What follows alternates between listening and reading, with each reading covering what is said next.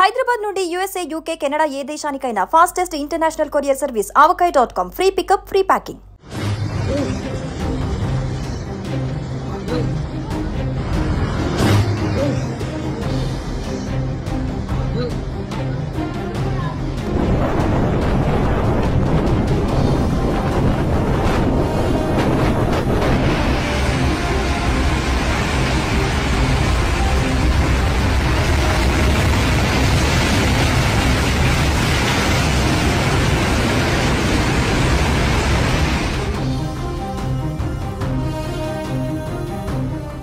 Pacific మహాసముద్రంలో tsunami భీభత్సం సృష్టించింది.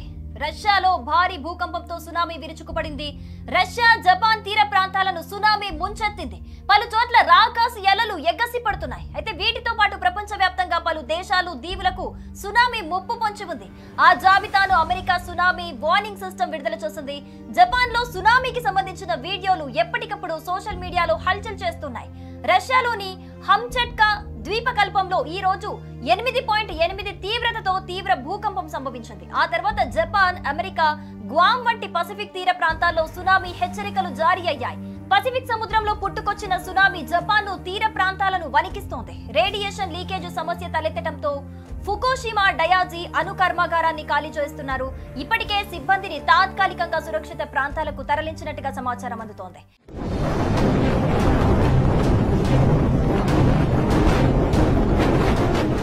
ఇక ఇదిలా ఉంటే 2011 సునామీ సమయంలో ఫుకుషిమా న్యూక్లియర్ ప్లాంట్ భారీగా దెబ్బతింది.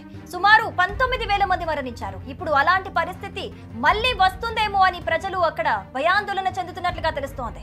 ఈ సునామీ దెబ్బకి భారీ తిమింగలాలు తీరానికి కొట్టుకొచ్చి పడ్డాయి. రష్యాలో తూర్పు ప్రాంతంలో బుధవారం తెల్లవారుజామున వచ్చిన భారీ భూకంపం కారణంగా చుట్టుపక్కల దేశాలపై సునామీ అలలు విరుచుకుపడ్డాయి. పసిఫిక్ సముద్రంలో పుట్టుకొచ్చిన సునామీ జపాన్ ను కూడా తాకింది. సముద్రంలో అల్లకల్లోలం తీవ్రతకు నీటి మధ్యలో ఉండాల్సిన భారీ తిమింగలాలు తీరంలోకి విసిరేసినట్లుగా పడ్డాయి. జపాన్ లోని చింబా తీరంలోని దృశ్యాలు వైరల్ గా మారుతున్నాయి. ఇక మరోవైపు ఇప్పటికే రేడియేషన్ లీకేజీతో సమస్యాత్మకంగా మారిన ఫుకుషిమా డయాజీ అణు కేంద్రం నుంచి ఉద్యోగులను బయట సురక్షిత ప్రదేశాలకు అక్కడి అధికారులు తరలిస్తూ ఉన్నారు.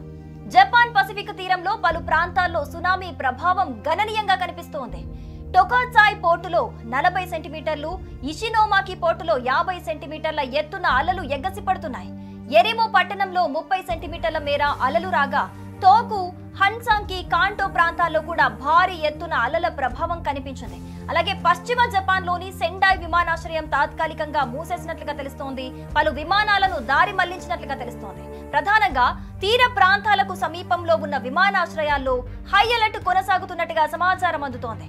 30 దేశాలపై రష్యా సునామీ ఎఫెక్ట్ పడింది. అమెరికా తీరాలను సునామీ చుట్టేసింది. Alaska, Hawaii, Washington, Oregon, North California, San Francisco, South California తీరాలను సునామీ అలలు తాకాయి. జపాన్ తీరంలో 3 మీటర్ల వరకు అలలు ఎగసిపడ్డాయి. అత్యవసర సేవలకు టాస్క్ ఫోర్స్ ఏర్పాటు చేసింది జపాన్ ప్రభుత్వం. హవాయిలోని హునోలులాలో సునామీ సైరన్లు మోగించారు. తీర ప్రాంత ప్రజలను సురక్షిత ప్రాంతాలకు తరలించారు. సునామీ హెచ్చరికలతో భారత్ కాన్సులేట్ అలర్ట్ అయింది. ప్రజలు సురక్షిత ప్రాంతాలకు వెళ్లాలని సూచనలు జారీ చేసింది. హెల్ప్ లైన్ నంబర్ 1415-483-6629 ను ఏర్పాటు చేసింది అక్కడి ప్రభుత్వం. సునామీ అనే మాట వినగానే 2011లో జపాన్ లో జరిగిన విధ్వంసమే గుర్తుకొస్తుంది చాలా మందికి. ఆ సమయంలో దాదాపు 130 మీటర్ల ఎత్తు ఎగసిన రాకాసి అలలు జపాన్ తీర ప్రాంత పట్టణాలు, నగరాలను తుడిచిపెట్టేశాయి.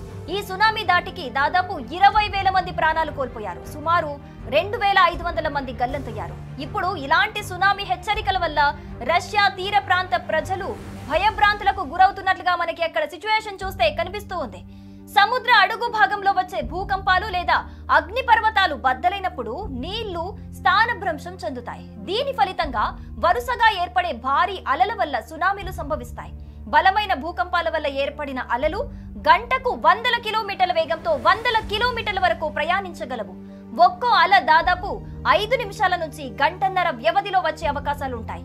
భూకంపం సంభవించిన ప్రాంతం, అలలు ప్రయాణించే దూరం, అవి ఎక్కడ తీరం తాకుతాయి అనే దానిపై సునామీ వల్ల ఎంత నష్టం జరుగుతుందో ఆధారపడి ఉంటుంది. ఏర్పడిన ప్రాంతం నుంచి అరగంటలో తీరాన్ని తాకే సునామీలు పెను విధ్వంసాన్ని సృష్టించగలవు. సునామీ అనేది జపనీస్ భాషలోంచి వచ్చిన పదమే. సునామీ సు అంటే ఓడరేవు, నామి అంటే కెరటం అని అర్థం వస్తుంది. యునైటెడ్ స్టేట్స్ జియోలాజికల్ సర్వే ప్రకారం ప్రపంచవ్యాప్తంగా నమోదైన 10 అత్యంత శక్తివంతమైన భూకంపాలలో ఇది ఒకటిగా తెలుస్తోంది. ఇక మరోవైపు తాజాగా రష్యాలో వచ్చిన సునామీ వల్ల భారత్ కు ప్రమాదమేమీ లేదని Indian national centre for ocean information services తెలిపింది. అలా హిందూ మహాసముద్ర తీర ప్రాంతాలకు కూడా ఎలాంటి ముప్పు లేదని ట్విట్టర్లో పోస్ట్ పెట్టింది. 2004 సునామీ తర్వాత ఈ విషయంలో భారత్ జాగ్రత్తలు తీసుకుంది. 2007లో Indian tsunami early warning system Bharat అభివృద్ధి చేసింది.